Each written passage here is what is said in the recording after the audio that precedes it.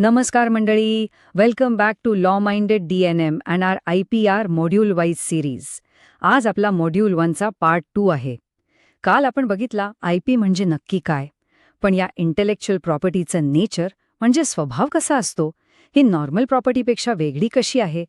एक्झाममध्ये 13 मार्क्ससाठी जर characteristics of IPR विचारले तर कोणते 7 पॉइंट्स आणि कोणतं प्रॅक्टिकल एक्झाम्पल लिहायचं. चला लवकर डिकोड करूया. आपला एक्झाम ब्लूप्रिंट एकदम सिंपल आहे. 1. The invisible property. 2. The power in limits. 3. Transferability and public policy. 4. The climax म्हणजेच प्रॅक्टिकल ॲप्लिकेशन. आणि 5. Conclusion and review. हे 5 पॉइंट्स तुम्हाला एक्झाममध्ये परफेक्ट स्ट्रक्चर देतील. तर मग सुरुवात करूया भाग 1 पासून, द इनविजिबल प्रॉपर्टी. पहिला कॅरेक्टरिस्टिक म्हणजे IP ही इनटँजिबल किंवा इनकॉर्पोरियल आहे, म्हणजे ती अदृश्य आहे. तिला आपण स्पर्श नाही करू शकत. उदाहरणार्थ, जर तुम्ही एखादा मस्त ब्रँडेड लॅपटॉप विकत घेतला तर ते फिजिकल मशीन तुमची टँजिबल प्रॉपर्टी झाली, पण त्यातल्या सॉफ्टवेअरचा कॉपीराईट आणि त्या कंपनीचा ट्रेडमार्क तुमचा नसतो. ती इनटँजिबल प्रॉपर्टी आहे आणि त्यावर ओरिजिनल क्रिएटरचा हक्क असतो. दुसरा महत्त्वाचा पॉइंट म्हणजे IP हे स्टॅट्युटरी राईट्स आहेत. नॅचरल राईट्ससारखे ते आपाप मिळत नाहीत. म्हणजेच जर तुम्हाला पेटंट हवा असेल तर कायद्यानुसार प्रॉपर प्रोसिजर फॉलो करावीच लागते. याला एक छोटंसं एक्सेप्शन आहे, ते म्हणजे कॉपीराईट, जो क्रिएशननंतर ऑटोमॅटिकली मिळतो. पण बाकी सगळे IPRs हे क्रिएशन्स ऑफ स्टॅच्यूट आहेत.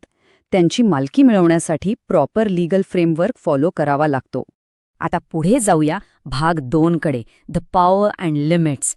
IPR ओनरला नक्की काय पॉवर मिळते आणि त्या पॉवरला लीगली काय लिमिट्स आहेत हे बघूया. तिसरा आणि खूप महत्त्वाचा पॉइंट, IPR हा एक निगेटिव्ह राईट आहे. याचा अर्थ असा नाही की मालकाने आपली प्रॉपर्टी कशी वापरावी हे कानून सांगतो. या राईटचा मुख्य अर्थ आहे दुसऱ्याला रोखणे. मालकाच्या परमिशनशिवाय दुसऱ्याला ती IP वापरण्यापासून, कॉपी करण्यापासून किंवा विकण्यापासून एक्सक्लूड करण्याची लीगल पॉवर म्हणजे IPR. म्हणजेच you have the right to say no to others. चौथा पॉइंट आहे टेरिटोरियालिटी. हे एक मोठी लिमिट आहे.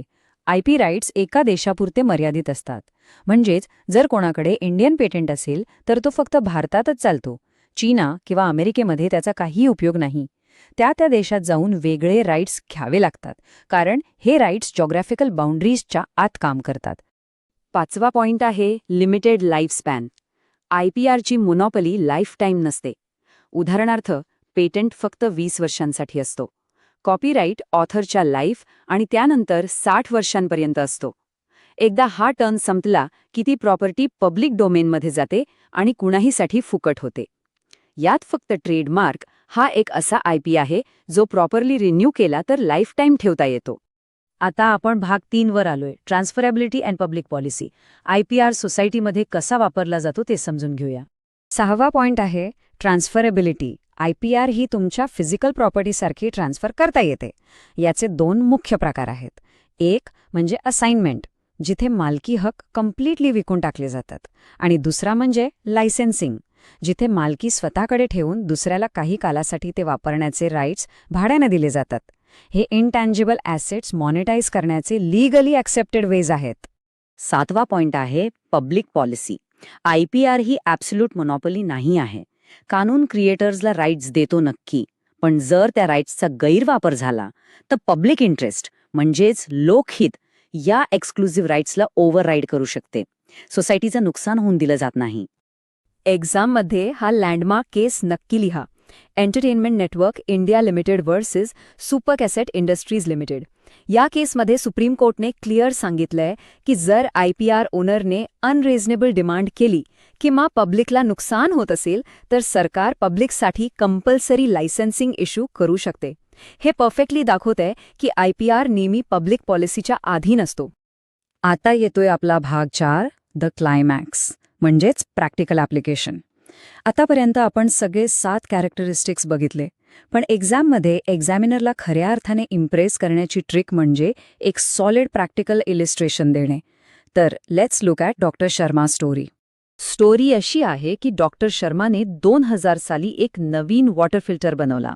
त्यांनी त्याचा इंडियन पेटंट घेतला आणि प्युअर ॲक्वा हा ट्रेडमार्क रजिस्टर केला. आता 2010 मध्ये एक जर्मन कंपनीने तेच फिल्टर सेम टू सेम जर्मनीमध्ये बनवलं आणि नंतर 2025 मध्ये एक इंडियन कंपनीने भारतात तेच फिल्टर कॉपी केले. स्वतः तुमच्यासाठी हा क्रुशियल क्वेश्चन आहे. डॉक्टर शर्मांनी त्या जर्मन कंपनीवर 2010 मध्ये केस करू शकतात का? थोडा विचार करा आणि आपला चौथा कॅरेक्टरिस्टिक आठवा. The answer is completely no. Legal reason आहे टेरिटोरियालिटी. डॉक्टर शर्माकडे इंडियन पेटंट आहे आणि आपण मागाचीच बघितलं की इंडियन पेटंट जर्मनीमध्ये चालत नाही. त्याने जर्मनीमध्ये पेटंट घेतला नव्हता म्हणून ते त्या जर्मन कंपनीला तिथे रोखू शकत नाहीत. आता दुसरी सिच्युएशन. डॉक्टर शर्मा 2025 मध्ये त्या इंडियन कंपनीवर केस करू शकतात का जिनी भारतात ते फिल्टर कॉपी केले आहे?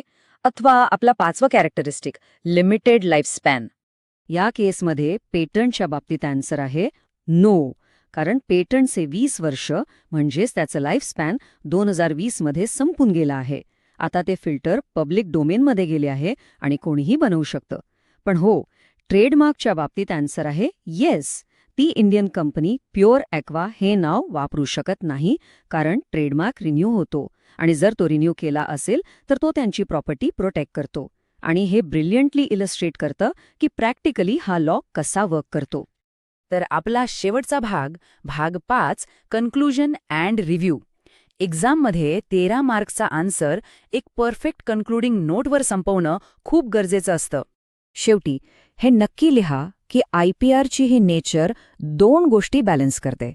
एकीकडे ती त्या क्रिएटरला त्याच्या मेहनतीचे फायनान्शियल रिवॉर्ड देते, पण at the same time public domain आणि पब्लिक पॉलिसीमधनं सोसायटीचा फायदा पण दाखवते. हा सोशो इकॉनॉमिक बॅलन्स IPRचा कोअर आहे.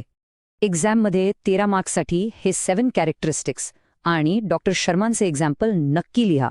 एक्झामिनर तुम्हाला टॉप मार्क्स देईल. या मॉड्यूलची PDF आपल्या टेलिग्राम चॅनलवर दिली आहे. लिंक डिस्क्रिप्शनमध्ये आहे. जर हा कॉन्सेप्ट तुम्हाला क्लिअर झाला असेल तर या एक्सप्लेनरला लाईक करा, सबस्क्राईब करा आणि कमेंट्समध्ये सांगा पुढचा पार्ट लवकर आणू का? शेवटी एक प्रश्न विचार करण्यासारखा आहे. What innovative idea will you protect next? Keep learning, stay legal. जय हिंद, जय महाराष्ट्र.